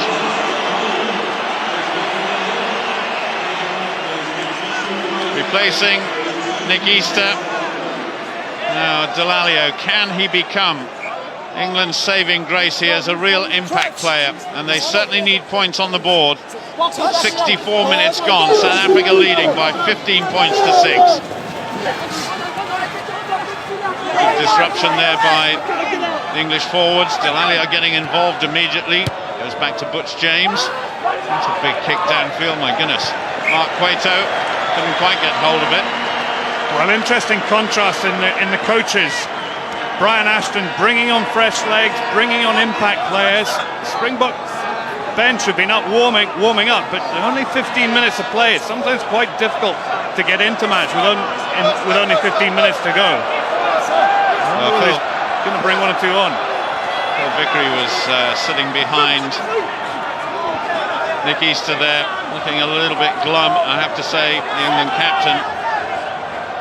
Gummersall launches one. Habana's gone back for it. Montgomery is there, under pressure. Good tackle coming in from Cueto. Curry Dupree hits that downfield. Matthew Tate is there. Now, will Matthew Tate launch an attack? No, he decides to go for touch. Big kick from the England fullback. Well, he drilled it, didn't he? The crowd up on their feet, because I think they thought JP Peterson was shielding the runner there. Great follow-up tackle on Cueto. Montgomery does well. Then JP Peterson, clearly blocks Joe Worsley. One or two little inconsistencies on the refereeing side, you'd have to say, during this World Cup final. But generally, it's been very, very good indeed. Back is Botha. Madfield goes, but it goes to Juan Smith. Right at the back of the line, Madfield's done everything. He's caught the ball at the line out, he's kicked attacking kicks, and also they're acting as scrum half. Matthew Tate has pace. Challenges, but didn't really go for the ball. He was looking for the man. And that man was Jacques Fourie. Back to the outside half, Butch James. Almost fell into the arms there of Mark Cueto. Mark Cueto's running at South Africa. Oh my goodness. Now then. Well, I think he's going to the bin. Mr. Rowland actually just says to Victor Madfield, get out of here. And the lock forward from South Africa is very, very lucky. Well, I think he is. My goodness, it's such a blatant foul, that. So Wilkinson cleans up for England. That's just inside, or is it? Yes, it is. The touch judge actually just waited for a moment before he raised his flag. And the cheer goes up here for a very good attacking position for England. Well, Joe Worsley's in a spot of bother. I wonder whether it's just tweaked a hamstring. Well, it wasn't Victor Madfield at all. And that was really just a question of Mark Cueto. Well, I tell you what, Luke McAllister in the semi-final, Stay! Well, a lot of debate going on as to the ins and outs of that particular move, but it looks as though Mark Cueto just ran into the South African captain. Eddie Jones on the left-hand side there, Jake White. going back to that line out, a crucial line out for England to win, 5 yards out, and South Africa turned it over. Well, they've done that a few times, particularly in the first half. So George Shooter, right to the back to Simon Shaw, laid it back eventually, and good drive there. Hands off now, hands Just off! coming out a little bit scrappily. Matthew Stevens takes it. He's actually pushed backwards. Away, hands out! A man who was born in Durban in South Africa but now plays for England. Gummersall waits Behind and the looks ball, for behind the ball. options. Stay in there. Delalio stands away. Well, this is the That's bad right, old that's England. right. They're just not putting any dynamism into the drives. They need to put a little bit more drive to get in behind South Africa. Little chip forward by Toby Flood. Cleaned up by Montgomery. Montgomery very close to the touchline. Under pressure by Paul Saki. But Matthew Tate now has it for England. Little chip over the top, and sometimes you really want Matthew Tate to run at the opposition. It was cleaned up by Francois Steyn. Stay out of He it. just didn't commit to that kick. 18, don't come It's across. just a nothing kick, really, wasn't it? But James, who's been absolutely rock solid for South Africa here this evening. 70 minutes gone, and it's South Africa who's got a significant lead at the moment. 15 points to 6. Wow, brilliant play by Montgomery. Paul, there are more changes on the England bench. You've got Peter Richards, who's just about to come on, so I can imagine that Andy Gomersall will be the man coming off. Yes, Andy Gummersall, who his career really a couple of years ago was dead and buried. It's not actually, it's Joe Worsley who is clutching his hamstring, so you know they've had to replace a flanker with a scrum half. Now You're absolutely interesting right. to see what they have to. I think Richards will have to just put in the flag. Look at him, what the hell do I do? Well, I can feel for him. I got sent on, I was a back row forward, I got sent on as a prop forward once in a game. I really didn't have a clue what to do. But that is a crucial substitution, but a substitution that may not come off for England. Andrew Sheridan there receiving attention. And Peter Richards really out of his depth here, isn't he? Well, all he has to do is put a few tackles in, try and get to the ball. You know, he's playing open side, so you know, not too dissimilar to a scrum half role. It just So the London Irish scrum half, tremendous sevens player, described as a utility player, but this is taking things to the real extreme. yeah, there he is, standing at the end of the line out. Just clean him up, please. Can you just clean him up? There's a bit of blood Be there. disappointing for Joe Worsley, who missed out on selection for the last World Cup final. England are on the line. Andrew Sheridan receiving attention, and there's a South African player warming up as well. Yeah, Paul, that's Vickers van Heerden, the Blue Bulls flanker. Yeah, of course, he's in the team for Bobby Skinstad, the former South African captain, and another tremendous jump by Victor Madfield. My goodness, he's been such a tower in that line-out. Well, I think they stole that brilliantly. Wilkinson hoists again. Certainly a lot of kicks, high kicks being put in by the England team. Good pick up there by Ben Kay to Simon Shaw, his second row teammate. Gummersall. Drop goal attempt by Wilkinson off the right foot. He can't repeat what he did in Australia 4 years ago. They need tries. They need tries. They should have moved it. That was a poor bit of decision making by the usually rock solid Johnny Wilkinson. He was a long way out. It was his wrong foot, and he had men outside him. I think he should have, tried to get good field position, and then if he wants to kick the drop goal, then he can do it. But Is that your blood or somebody else's? You're split there. You're split. Well, at this stage Two in the split, I need a game, blood England replacement. certainly need a Time out, miracle please, George. workup, Yes. and that is. Could be a decisive lead that South Africa have set up Okay. with less I need a replacement than from Hooker on, please. He needs to be stitched there. Thank 9 you. minutes to go. The captain leaving the field temporarily, Who's the one captain? feels. John Number Smith will 5. want to Thank be you. on the park when full-time whistle goes, but he'll have to come off as a blood replacement at the moment. well, that looks a nasty cut just under the eye. I think he'll need some stitches. Not the sort of thing you put a bandage over. Bismarck du Plessis, the Tar Sharks player, made his debut earlier on this year Stuart, against time out, Australia. please. He comes on the field to replace his captain. Let's go, 10. So, a dropout after all of that. Butch James once again launches that one downfield. Picked up by Matthew Tate, decides to go to Toby Flood. And the longer this game goes on, you just get the impression that England have got to keep the ball in their hands, because Percy Montgomery has been rock solid under those high balls all evening. Behind the ball. For Dupree, sends it back to young Francois Steyn, who just skewed that one a little bit off his right boot. No, I think you're absolutely right. 8 minutes to go. They've got to keep the ball in hand. They've got to throw caution to the wind. Well, earlier on, during their training sessions this week, South African coach Jake White said he wanted to adopt the KISS principle to keep it simple, and they've pretty much done that so far. It's been another substitution. We'll bring you up to date with that in just a moment.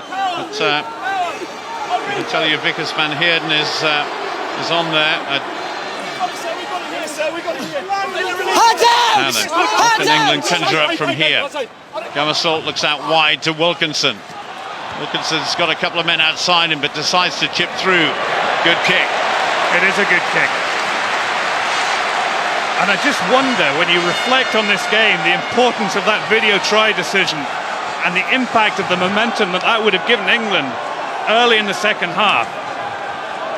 We'll be scrutinising that in the pubs and clubs throughout the country for some time, I think. Well, I hope England don't turn around and say we were robbed, because that certainly hasn't been the case here this evening. It's been hotly contested, but at the moment it's South Africa who are in the box seat, and that number of line-outs lost there is incredibly significant as far as the South Africans are concerned. They've controlled things at the line-out wonderfully. There's another well-sorted bit of defensive work there by South Africa, and Jake White must be absolutely delighted with the way that Butch James and everybody else have handled themselves here this evening. Without a doubt, the South African line-out has been supreme. It's been immense, hasn't it? You've got two very experienced English players in there, Ben Kay and Simon Shaw, but they've been totally outclassed by Medfield, Joanne Smith, and of course Bakis Botha. Good shove by South Africa. Where's the ball, Lawrence Dallaglio is saying. I'm quite sure what was going on there. The England number 8, but now England get themselves organised. Once again, right on this side, nearest the main stand here, Paul Saki is standing out wide, but South Africa have turned it over. That's a huge number of turnovers that South Africa have had, but well kept in by Mark Cueto, who almost scored a try for England. That is consigned to the history books now, though. Over the halfway line, Matthew Tate spins it wide to Toby Flood. He's got Paul Saki outside him. Saki's chasing it. So close. Well taken by Jacques Fourie. Great cover defence by the centre. Butch James acting as scrum half. Sends it back to his scrum half to Fourie Dupree. Matthew Tate once more is underneath it. Mark Cueto. He's got some pace, Cueto. Didn't really use it on that occasion. No, a little bit indecisive there. England still have possession. Wilkinson. Not taking it at pace, though, was Tate, so easily tackled by Fourie. South African centre gets back to his feet very quickly. Little driving run there by Matt Stevens. Gummersalt to Flood. Now to Lawrence Dallaglio. To Tate. Tate absolutely hit hard there by JP Peterson. Little floated pass, didn't really come off, and Matthew Stevens has to work hard to gain any ground at all. Peter Richards in the position he loves best at scrum half. He's of course on as a substitute flanker at the moment. England. Tate to Tate on to Delalio once more, back to Matthew Tate. There's no way through this South African defence. Defence absolutely solid, and Schutter hanging onto the ball, surely. He couldn't offload it, and the South African bench there absolutely cock-a-hoop.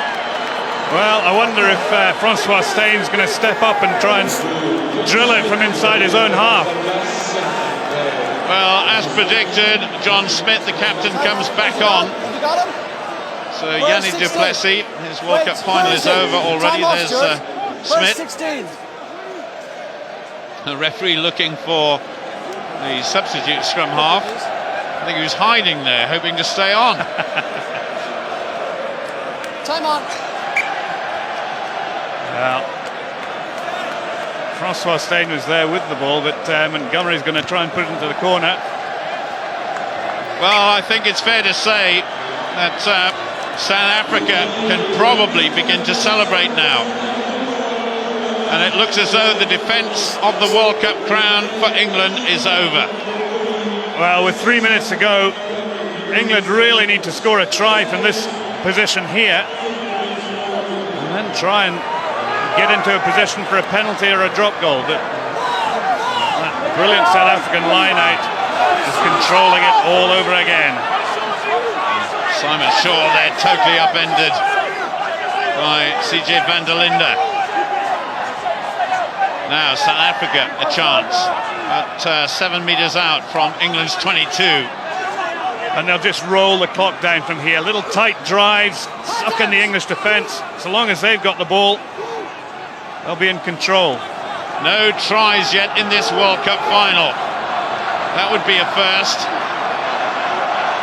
But South Africa have dominated the kicking game. They're trying to finish with a flourish here. We're coming up to the last 2 minutes. Well, Percy Montgomery's sitting in the pocket there. Well, he'd love to get a drop goal in this World Cup final. It'll be a real long-range effort, that's for sure. It's been an immense effort by both sets of forwards. But you have to say that South Africa and Joanne Smith there has just got the edge.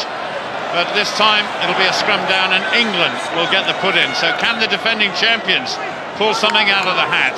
Well, I think there just isn't enough time to do anything. They might, even if they did score a try from here, they've got to get back up. A minute and a half remaining of this 2007 Rugby World Cup final, and I think the Webb Ellis Trophy is destined to go to the Southern Hemisphere. Many thought it would go to New Zealand. Well, it has been a New Zealand are back home watching this. Absolutely, it's been a World Cup full of surprises, hasn't it? Nobody gave England a hope of getting to the final, not even to the semi-final, possibly not even the quarter-final. New Zealand and France on their way home, and there Jake White is about to become the team coach of the world champions for 2007. A little bit of surgery there to Christophe van der Linde, but the pain will have disappeared amongst the euphoria of becoming world champions in just over a minute and a half's time. Touch, pause, again. Gamasaw for England. Stay 19. We haven't even mentioned man of the match yet, David. Any ideas? Well, I find it hard to go beyond Percy Montgomery, to be honest. Well, it wouldn't be the first time he's had man of the match in the World Cup. Brian Habana there just being bundled into touch by Paul Saki. You haven't really seen the best of Habana, but he's still the top try scorer in the Rugby World Cup for 2007. And boy, oh boy, he's some talent. Well, I don't think he'll worry about try-scoring records if he gets a World Cup winners' medal. Less than 1 minute to go. South Africa destined to become the world champions. 12 years after they won it the first time. A little drop ball there by Gamasaw, who knocks it forward. So an ignominious end to England's defence of the title. And almost out of camera shot there, a little smile on the face of the old campaigner, Os du Randt. No penalties. Well, it's been an incredible story for Os du Randt, and I think... Touch, pause, engage. Well, looking at the time, I think it's keep possession and put the ball into touch. Hands out! Skalkberger tackled by Peter Richards. But South Africa once again in front of President Mbeki on the brink of history. They're about to become world champions. And just as England did 4 years ago, right on the stroke of full time, they kick it into touch. And John Smith and his team are the winners here in the Stade de France. South Africa are the champions. It doesn't really matter about the score. They've created their own bit of history, and the whole of South Africa will be delighted.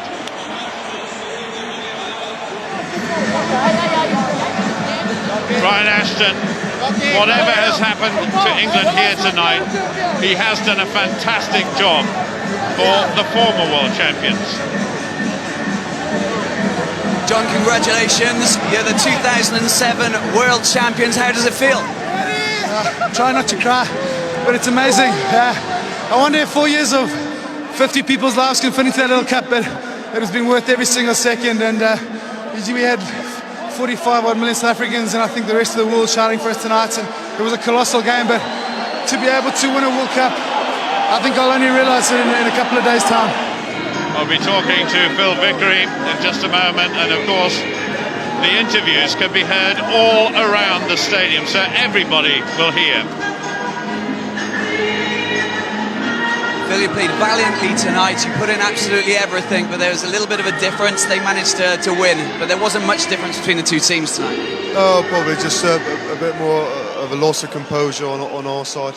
But I can't fault anyone. Certainly the players, supporters. You know, we've had a magical time here. Disappointed today, but fair play to South Africa, to John and his team. Thoroughly deserved, and you know, we've got another 4 years to wait. So enjoy it. The presentation to be made in just a little while.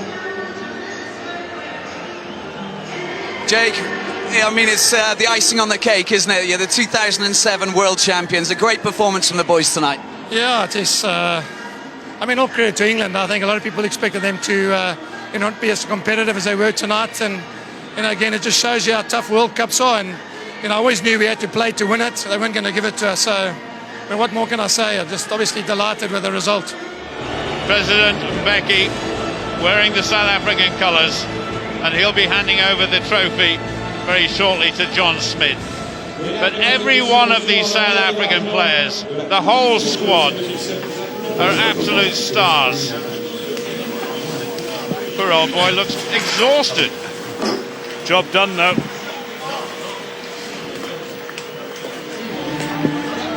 So Sid Miller, whose reign as the president comes to an end, being supported by that man, the in-game president, Bernard Lepasse. And haven't Bernard Lepasse and his team done a brilliant job? It has been an outstanding Rugby World Cup.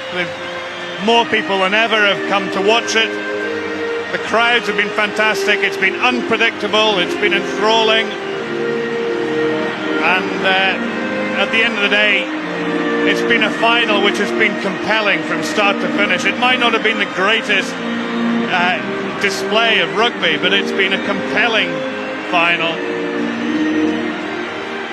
Prince of Wales adding his applause to thousands and thousands of others. And I think the English supporters in the crowd can be really proud of their side tonight. They've come into this final the hard way. They've had to turn things around. And as Phil Vickery said, in the end, they just didn't have enough. Well, Johnny Wilkinson, always in pursuit of perfection. It wasn't perfect tonight. But over the course of 4 years, gold and silver medals in the World Cup is not bad. Not bad at all.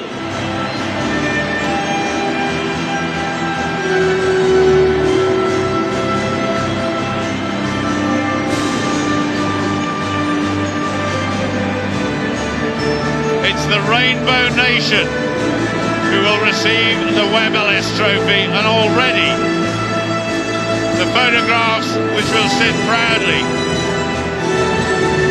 in their offices and in their homes are being taken.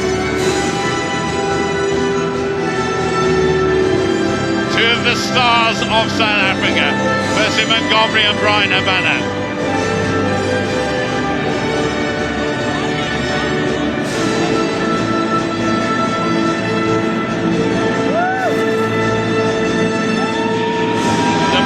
John Smith has been waiting for. He can't wait to get his hands on that trophy.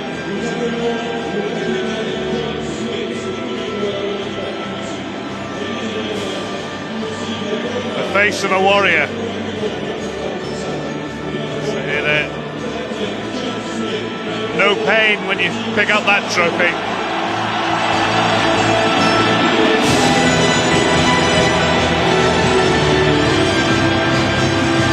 Thought the atmosphere during the game was electric. Just listen to the crowd now. To the statisticians, it was just game number 48. But to John Smith, it is the moment of a lifetime. And who's to say South Africa can't do it all again in 4 years' time? They've certainly got the talent there. And age is on their side. CJ van der Linde just going through the picture. Brian Habana didn't really get the chances he wanted tonight. And they've got a huge amount of talent in that side. And it's a wonderful moment when you can give the president of your country a slap on the back just to say, thanks, mate. Yeah, absolutely. They're thrilled though, aren't they? And rightly so. It's been a marvellous campaign.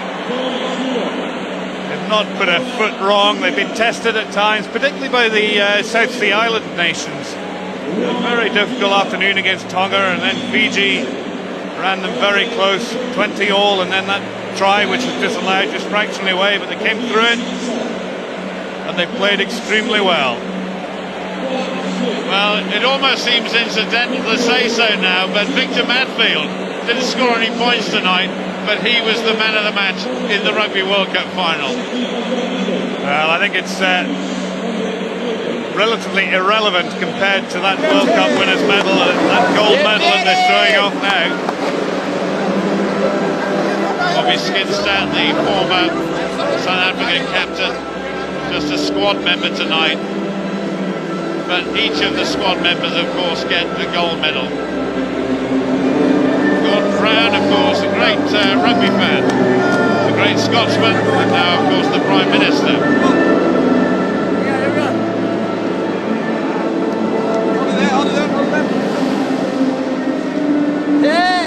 Well, this is the moment that the whole of South Africa have been waiting for. And eventually the Webb Ellis Trophy will be lifted high. And this stadium, the Stade de France, well, it will be lift-off time when that trophy is lifted by this man. And I bet Osturan can't believe it. A word from you, David, about his longevity in the most punishing of sports. An incredible resilience, you know, to be a World Cup winner in 1995 and then again 12 years later in 2007. Fantastic resilience for a front row forward. Jason Lennon was another one, over 100 caps after a serious neck injury. Just incredible. He'll maybe not be too fussed about carrying on his career, but marvellous moment for Jake White. And so many of the team managers and coaches here after World Cup 2007 off to new climbs, to new challenges, and to take on new teams. Eddie Jones alongside him there. Revenge for Sydney 2003. And John Smith is about to receive the Webb Ellis Trophy.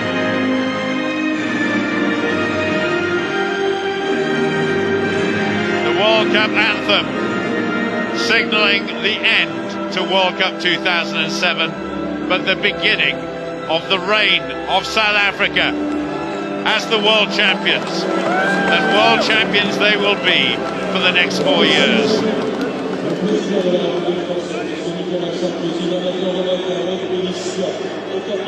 John Smith cannot wait to get that trophy in his hands and share it amongst the rest of his superbly talented squad. Dr. Sid Miller hands the trophy to President Sarkozy, and this is the moment that John Smith will just feel on top of the world. The Weberlist Trophy goes to South Africa for the second time.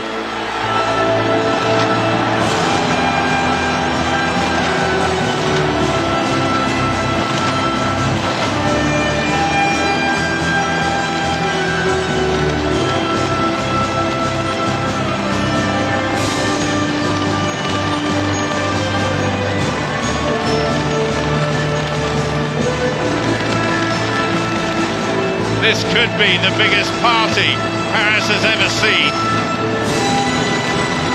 South Africa, the world champions for 2007, and Paris will be alive with music, with dance, with wonderful moments. I hope you've enjoyed it once again. From the whole commentary team here in Paris, goodbye.